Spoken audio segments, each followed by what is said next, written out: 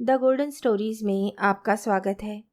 आइए सुनते हैं फणीश्वरनाथ रेणु की लिखी कहानी रसप्रिया। बूढ़े पंचकोड़ी मृदंगिया और गांव के चरवाहे मोहना का क्या नाता है। फणीश्वरनाथ रेणु की कहानी रसप्रिया इन दोनों कलाकारों की जिंदगियों की उलझी डोर को धीरे धीरे सुलझाती है। तो आइए सुनते हैं कहानी रसप्रिया। धूल में पड़े कीमती पत्थर को देखकर जौहरी की आंखों में एक नई झलक झिलमिला गई। अपरूप रूप। चरवाहा मोहना छोड़ा को देखते ही पंचकोड़ी मृदंगिया के मुंह से निकल पड़ा। अपरूप रूप।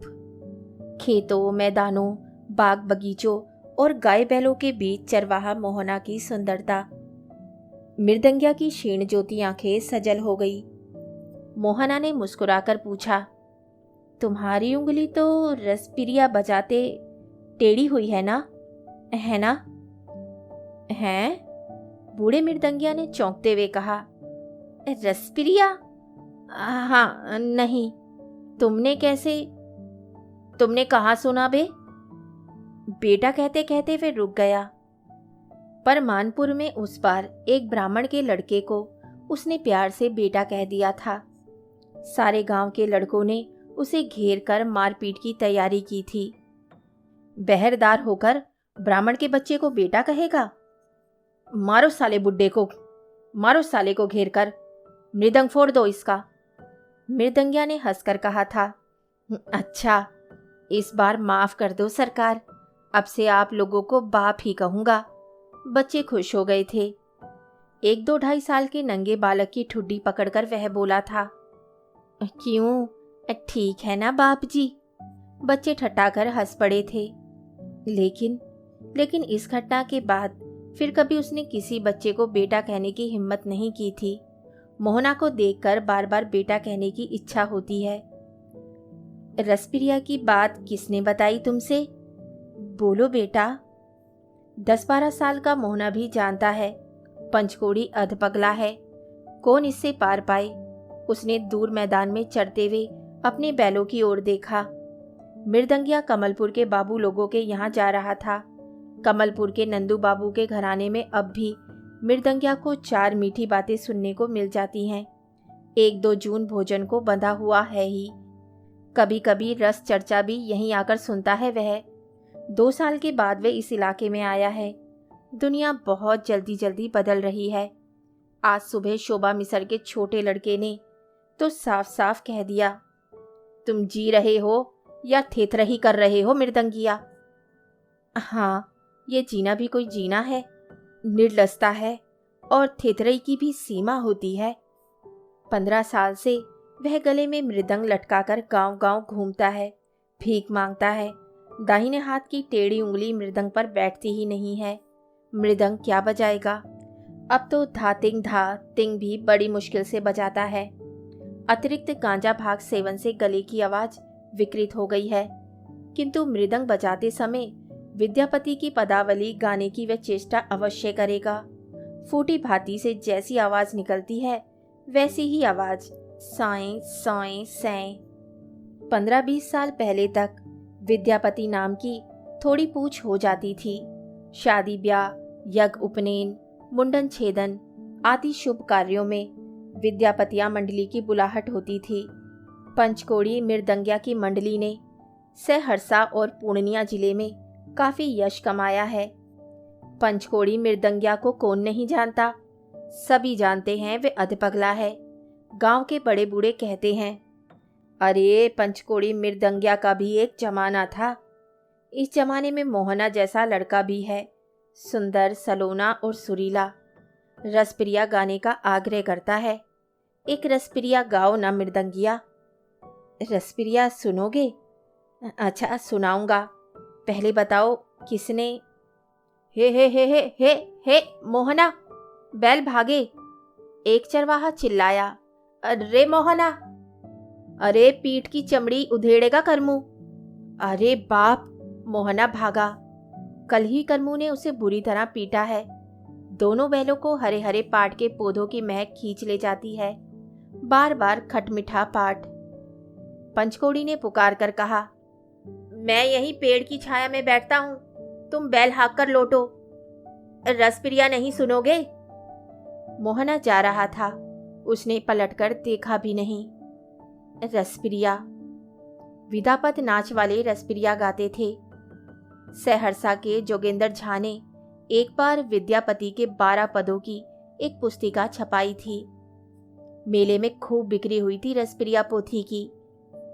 विद्यापत नाच वालों ने गा गा कर जनप्रिया बना दिया था रसप्रिया को। खेत के आल पर झरजामुन की छाया में, खेत के आल पर झरजामुन की छाया में पंचकोड़ी मृदंगिया बैठा हुआ है, मोहना की राह देख रहा है। जेठ की चढ़ती दोपहरी में खेतों में काम करने वाले भी अब गीत नहीं गाते हैं। कुछ दिनों के बाद कोयल भी कूकना भूल जाएगी क्या? ऐसी दोपहरी में चुपचाप कैसे काम किया जाता है? 5 साल पहले तक लोगों के दिल में हुलारस बाकी था। पहली वर्षा में भीगी हुई धरती के हरे भरे पौधों से एक खास किस्म की गंध निकलती है। तपती दोपहरी में मोम की तरह गल उठती थी रस की डाली। वे गाने लगते थे बिरहा, चांचर, लगनी। खेतों में काम करते हुए गाने वाले गीत भी समय असमय का ख्याल करके गाए जाते हैं। रिमझिम वर्षा में 12 मासा, चिलचिलाती धूप में बिरहा, चांचर और लगनी। हाँ रे हल जोते हलवाहा भैया रे, कुपरी रे चलावे मजदूर, यही पंथे धानी मोरा है रुसली। खेतों में काम करते हलवाहों और मजदूरों से कोई बिरही पूछ रहा है। कातर स्वर में उसकी रूठी हुई धनी को इस राह से जाते देखा है किसी ने? अब तो दोपहरी नीरस ही करती है, मानो किसी के पास एक शब्द भी नहीं रह गया है। आसमान में चक्कर काटते हुए चील ने टिहकारी भरी, टी टी टी टी। मृदंगिया ने गाली दी, शैतान। उसको छोड़कर मोहना दूर भाग गया। वह आतुर होकर प्रतीक्षा कर रहा है। जी करता है दौड़कर उसके पास चला जाए। दूर चढ़ते हुए मवेशियों के झुंडों की ओर बार बार वे बेकार देखने की चेष्टा करता है। सब धुंधला। उसने अपनी झोली टटोलकर देखा, आम है, मूढ़ी है। उसे भूख लगी है। मोहना के सूखे मुंह की याद आई और भूख मिट गई। मोहना जैसा सुंदर सुशील लड़कों की खोज में ही उसकी जिंदगी के अधिकांश दिन बीते हैं। विद्यापत नाच में नाचने वाले नटुआ का अनुसंधान खेल नहीं, सवर्णों के घर में नहीं, छोटी जाति के लोगों के यहाँ मोहना जैसी लड़की मुहा लड़के हमेशा पैदा नहीं होते। ये अवतार लेते हैं समय समय पर जदा जदा ही। मैथिल ब्राह्मण, कायस्थों और राजपूतों के यहाँ विद्यापत वालों की बड़ी इज्जत होती थी। अपनी बोली मिथिलाम में नटुआ के मुंह से जन्म अवधि हम रूप निहारल सुनकर वे निहाल हो जाते थे। इसलिए हर मंडली का मूलगेन नटुआ की खोज में गांव गांव भटकता फिरता था। ऐसा लड़का जिसे सजा धजा कर नाच में उतारते ही दर्शकों में एक फुसफुसाहट फैल जाए। ठीक ब्राह्मणी की तरह लगता है ना? मधुकांत ठाकुर की बेटी की तरह ना, छोटी चंपा जैसी सूरत है। पंचकोड़ी गुनी आदमी है। दूसरी मंडली में मुलगेन और मृदंगिया की अपनी अपनी जगह होती। पंचकोड़ी मुलगेन भी था और मृदंगिया भी। गले में मृदंग लटकाकर बजाते हुए वह गाता था, नाचता था। 1 सप्ताह में ही नया लड़का भावरी देकर प्रवेश में उतरने योग्य नाच सीख लेता था। नाच और गाना सिखाने में कभी उसे कठिनाई नहीं हुई। मृदंग के स्पष्ट बोल पर लड़कों के पांव स्वयं ही थिरकने लगते थे। लड़कों के जिद्दी माँ बाप से निपटना मुश्किल व्यापार होता था। विशुद्ध मैथिल में और भी शहद लपेटकर वे फुसलाता, अरे भाई किशन कन्हैया भी नाचते थे, नाच तो एक गुण है। अरे जाचक कहो या 10 दुआरी, चोरी डकैती और आवारागिर्दी से अच्छा है अपना अपना गुण दिखाकर लोगों को रिझाकर गुजारा करना। एक बार उसे लड़के की चोरी भी करनी पड़ी थी। बहुत पुरानी बात है। इतनी मार लगी थी कि बस। बहुत पुरानी बात है। पुरानी ही सही, बात तो ठीक है। रसप्रिया बचाते समय तुम्हारी उंगली टेढ़ी हुई थी, ठीक है ना? मोहना ना जाने कब लौट आया। मृदंगिया के चेहरे पर चमक लौट आई। वे मोहना की ओर एक टकी लगाकर देखने लगा। यह गुणवान मर रहा है। धीरे धीरे तिल तिल कर वह खो रहा है। लाल लाल होठों पर बीड़ी की कालिख लग गई है। पेट में तिल्ली है जरूर। मृदंगिया वैद्य भी है। एक झुंड बच्चों का बाप धीरे धीरे एक पारिवारिक डॉक्टर की योग्यता हासिल कर लेता है। उत्सवों के बासी टटका भोजयाननों की प्रतिक्रिया कभी कभी बहुत बुरी होती है। मृदंगिया अपने साथ नमक, सुलेमानी, चानमार पाचन और कुनेन की गोली हमेशा रखता था। लड़कों को सदा गर्म पानी के साथ हल्दी की बुकनी खिलाता। पीपल, काली मिर्च, अदरक वगैरह को घी में भूनकर शहद के साथ सुबह शाम चटाता। गरम पानी। पोटली से मूढ़ी और आम निकालते हुए मृदंगिया बोला, हाँ हाँ गरम पानी। तेरी तिल्ली बढ़ गई है, गरम पानी पियो। यह तुमने कैसे जान लिया? फारबिसगंज के डॉक्टर बाबू भी कह रहे थे तिल्ली बढ़ गई है। दवा आगे कहने की जरूरत नहीं, मृदंगिया सब जानता है।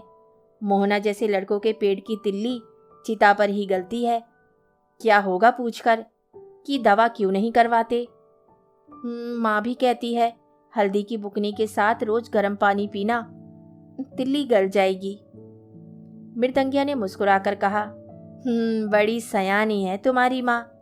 केले के सूखे पत्तल पर मूढ़ी और आम रखकर उसने बड़े प्यार से कहा, आओ एक मुट्ठी खा लो। नहीं नहीं, मुझे भूख नहीं। किंतु मोहना की आंखों से रह रहकर कोई झांकता था। मूढ़ी और आम को एक साथ निगल जाना चाहता था। भूखा बीमार, भगवान।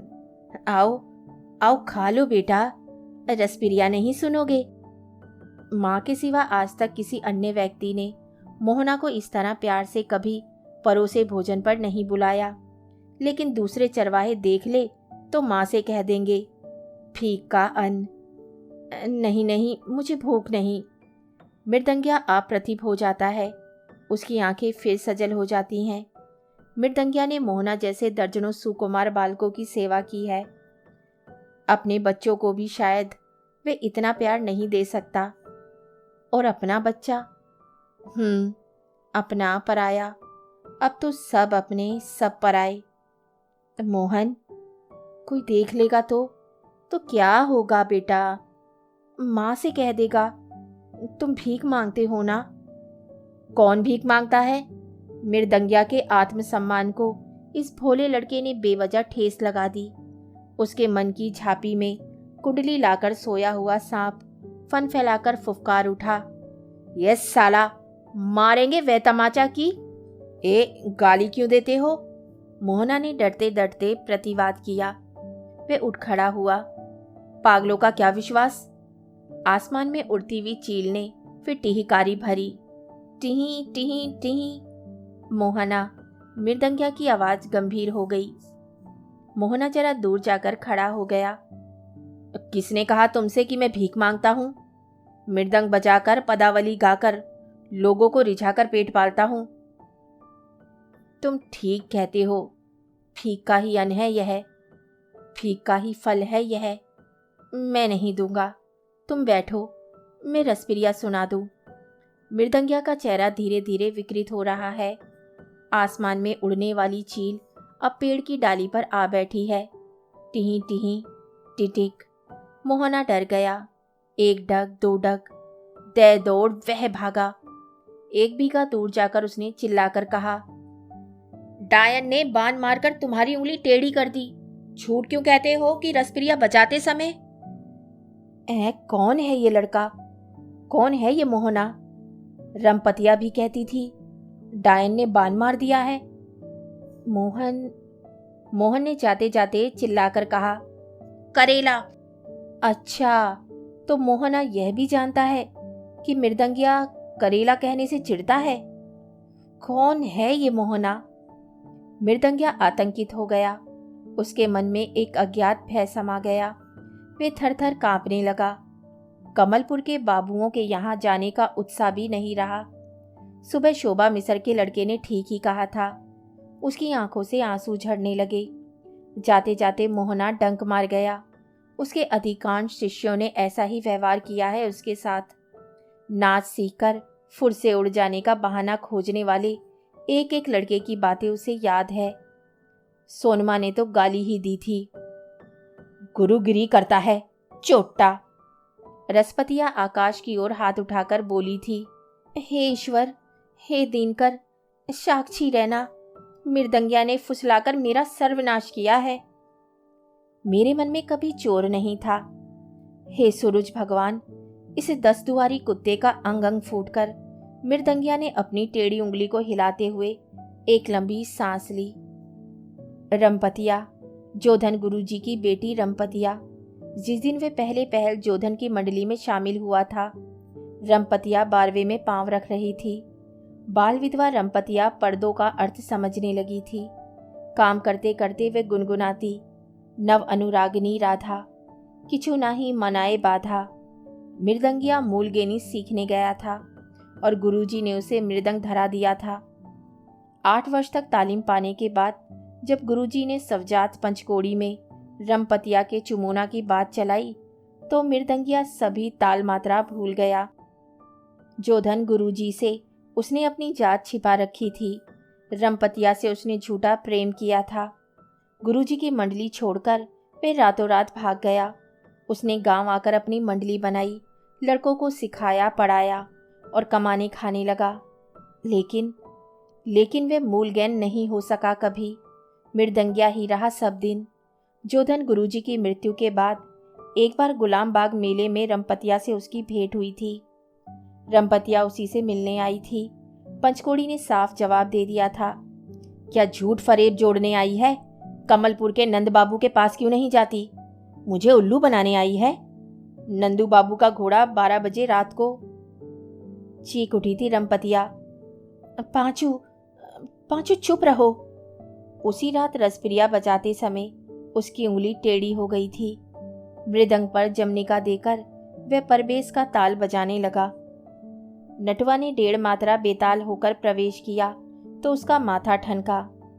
परबेस के बाद उसने नटवा को झिड़की दी, ए साला, थप्पड़ों से गाल लाल कर दूंगा। और रसप्रिया की पहली कड़ी ही टूट गई। मृदंगिया ने ताल को संभालने की बहुत चेष्टा की। मृदंग की सूखी चमड़ी सी उठी। दाहिने पूरे पर लावा फरही फूटने लगे और ताल कटते कटते उसकी उंगली टेढ़ी हो गई। झूठी टेढ़ी उंगली। हमेशा के लिए पंचकोड़ी की मंडली टूट गई। धीरे धीरे इलाके से विद्यापति नाच ही उठ गया।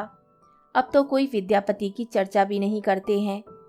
धूप पानी से परे पंचकोड़ी का शरीर ठंडी महफिलों में ही पनपा था। बेकार जिंदगी में मृदंग ने बड़ा काम दिया। बेकारी का एकमात्र सहारा मृदंग। एक युग से वे गले में मृदंग लटकाकर भीख मांग रहा है। धातिंग धा तिंग। वह एक आम उठाकर चूसने लगा।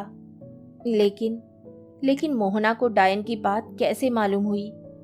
उंगली टेढ़ी होने की खबर सुनकर रंपतिया दौड़ी आई थी। घंटों उंगली को पकड़कर रोती रही थी। हे दिनकर, किसने इतनी बड़ी दुश्मनी की? उसका अब बुरा हो। मेरी बात लौटा दो भगवान। गुस्से में कही हुई बातें। नहीं, पांचू, मैंने कुछ भी नहीं किया है। जरूर किसी डायन ने बाण मार दिया है। मृदंगिया ने आंखें पोंछते हुए ढलते हुए सूरज की ओर देखा। इस मृदंग को कलेजे से सटाकर रंपतिया ने कितनी रातें काटी हैं। मृदंग को उसने छाती से लगा लिया। पेड़ की डाली पर बैठी हुई चील ने उड़ते हुए जोड़े से कुछ कहा, टिही टिही टिही। साला, उसने चील को गाली दी। तंबाकू चुनिया कर मुंह में डाल ली और मृदंग के पूरे पर उंगलियां नचाने लगा। धीरी नागी धीरी नागी धीरी नागी धिनता। पूरी जमनिका वह नहीं बजा सका। बीच में ही ताल टूट गया। एहे आहा। सामने झरबेरी के जंगल के उस पार किसी ने सुरीली आवाज में बड़े समारोह के साथ रसप्रिया की पदावली उठाई। नव वृंदावन, नव नव तरु, गण नव नव विकसित फूल। मृदंगिया के सारे शरीर में एक उंगलियां स्वयं की मृदंग के पूरे पर थिरकने लगी। गाय बैलों के झुंड दोपहरी की उतरती छाया में आकर जमा होने लगे। खेतों में काम करने वालों ने कहा, पागल है, जहां जी चाहा बैठकर बजाने लगता है। बहुत दिन के बाद लौटा है। हम तो समझते थे कि कहीं मर खप गया। रसप्रिया की सुरीली रागनी ताल पर आकर कट गई। मृदंगिया का पागलपन अचानक बढ़ गया। वह उठकर दौड़ा। झरबेरी की झाड़ी के उस पास कौन है? कौन है? कौन है ये शुद्ध रसप्रिया गाने वाला? इस जमाने में रसप्रिया का रसिक? झाड़ी में छिपकर मृदंगिया ने देखा। मोहना तन्मय होकर दूसरे पद की तैयारी कर रहा है। गुनगुनाहट बंद करके उसके गले को साफ किया। मोहना के गले में राधा आकर बैठ गई है। क्या बंदिश है! नदी बहे नैनक नीर, ओह पलली बहे ताही तीर। मोहना बेसुध होकर गा रहा था। मृदंग के बोल पर वे झूम झूम कर गा रहा था। मृदंगिया की आंखें उसे एकटक निहार रही थी और उसकी उंगलियां फिरकी की तरह नाचने को व्याकुल हो रही थी। 40 वर्ष का अधपगला युगों के बाद भावावेश में नाचने लगा। रह रहकर वह अपनी विकृत आवाज में पर्दों की कड़ी धरता, फोए फोए सोए सोए, धीरी नागी धिनता, दुहुरस मैं तनु गुने नहीं और, लागल दुहक ना भांगे जोर। मोहना के आधे काले और आधे लाल होठों पर नई मुस्कुराहट दौड़ गई, पर समाप्त करते हुए वह बोला, इश, टेढ़ी उंगली पर भी इतनी तेजी। मोहना हांफने लगा। उसकी छाती की हड्डियां। उफ! मृदंगिया थम से जमीन पर बैठ गया। कमाल, कमाल! किससे सीखे? कहाँ सीखी तुमने पदावली? कौन है तुम्हारा गुरु? मोहना ने हंसकर जवाब दिया, सीखूंगा कहाँ, माँ तो रोज गाती है। प्रात की मुझे बहुत याद है, लेकिन अभी तो उसका समय नहीं। हाँ बेटा, बेताले के साथ कभी मत गाना बजाना। जो कुछ भी हो सब चला जाएगा। समय कुसमय का भी ख्याल रखना। लो लो, अब आम खा लो। मोहना बेझिझक आम लेकर चूसने लगा। एक और लो। मोहना ने 3 आम खाए और मृदंगिया के विशेष आग्रह पर 2 मुट्ठी मूढ़ी भी फाँक गया। अच्छा, अब एक बात बताओ मोहना, तुम्हारे माँ बाप क्या करते हैं? बाप नहीं है, अकेली माँ है। बाबू लोगों के घर कुटाई पिसाई करती है। और तुम नौकरी करते हो? किसके यहाँ? कमलपुर के नंदू बाबू के यहाँ। नंदू बाबू के यहाँ? मोहना ने बताया। उसका घर सहरस में है। तीसरे साल सारा गांव कोसी मैया के पेट में चला गया। उसकी माँ उसे लेकर अपने में मेहर आई है, कमलपुर। कमलपुर में तुम्हारी माँ के मामू रहते हैं? मृदंगिया कुछ देर तक चुपचाप सूर्य की ओर देखता रहा। नंदू बाबू, मोहना, मोहना की माँ। डायन वाली बात तुम्हारी माँ कह रही थी? हाँ, और एक बार सामदेव जहाँ के यहाँ जनेऊ में तुमने गिरधर पट्टी मंडली वालों का मृदंग छीन लिया था। बेताला बजा रहा था, ठीक है ना? मृदंगिया की खिचड़ी दाढ़ी मानो अचानक सफ़ेद हो गई। उसने अपने आप को संभाल कर पूछा, तुम्हारी बाप का क्या नाम है? अजोधा दास। अजोधा दास? बूढ़ा अजोधा दास, जिसके मुंह में ना बोल ना आंख में लोर, मंडली में गठरी होता था, बिना पैसे का नौकर बेचारा अजोधा दास। बड़ी सयानी है तुम्हारी माँ। एक लंबी सांस लेकर मृदंगिया ने अपनी झोली से एक छोटा बटुआ निकाला। लाल पीले कपड़ों के टुकड़ों को खोलकर कागज की एक पुड़िया निकाली उसने। मोहना ने पहचान लिया लोट। क्या है, लोट? हाँ, नोट है। कितने रुपए वाला है? 5 टकिया। 10 टकिया? जरा छूने दोगे? कहाँ से लाए? मोहना एक सांस में सब कुछ पूछ गया। सब 10 टकिया है। हाँ, सब मिलाकर 40 रुपए हैं।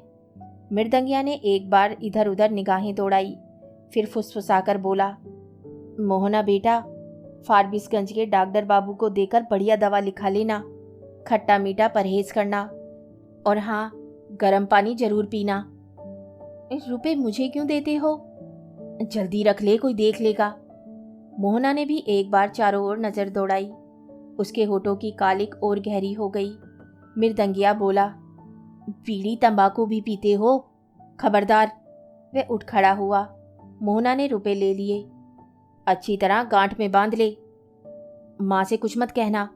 और हाँ, यह भीख का पैसा नहीं बेटा, ये मेरी कमाई के पैसे हैं, अपनी कमाई के। मृदंगिया ने जाने के लिए पांव बढ़ाया।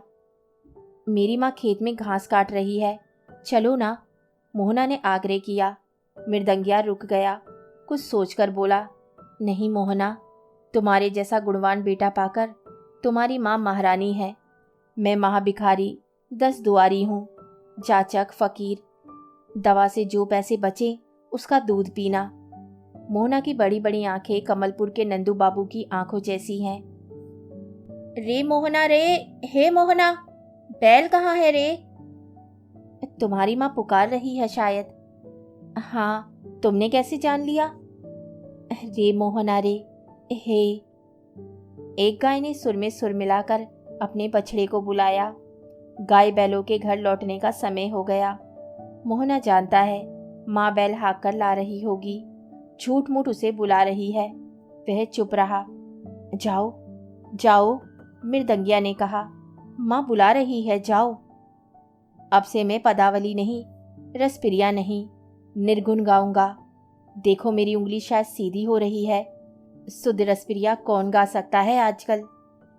अरे चलू मन ससुराल जाइवे को रामा, के आहो रामा, नेहरा में अगिया लगायब रे की। खेतों की पगडंडी झरबेरी के जंगल के बीच होकर जाती है। निर्गुण गाता हुआ मृदंगिया झरबेरी की झाड़ियों में छिप गया। ले, यहाँ अकेला खड़ा होकर क्या करता है? कौन बजा रहा है मृदंग रे? घास का बोझा सिर पर लेकर मोहना की माँ खड़ी है। पंचकोड़ी मृदंगिया, हे, वह आया है वह? उसकी माँ ने बोझ जमीन पर पटकते हुए पूछा। मैंने उसके ताल पर रसप्रिया गाया है, कहता था इतना शुद्ध रसप्रिया कौन गा सकता है आजकल। उसकी उंगली अब ठीक हो जाएगी। माँ ने बीमार मोहना को आह्लाद से अपनी छाती से सटा लिया। लेकिन तू तो हमेशा उसकी टोकरी पर शिकायत करती थी, बेईमान है, गुरुद्रोही है, झूठा है तो। वैसे लोगों की संगत ठीक नहीं। खबरदार, जो उसके साथ फिर कभी गया, 10 दुआरी जाचकों से हेल मिल करके अपना ही नुकसान होता है। चल चल उठा बोझ। मोहना ने बोझ उठाते समय कहा, जो भी हो, गुनी आदमी के साथ रसप्रिया। चुप, रसप्रिया का नाम मत ले।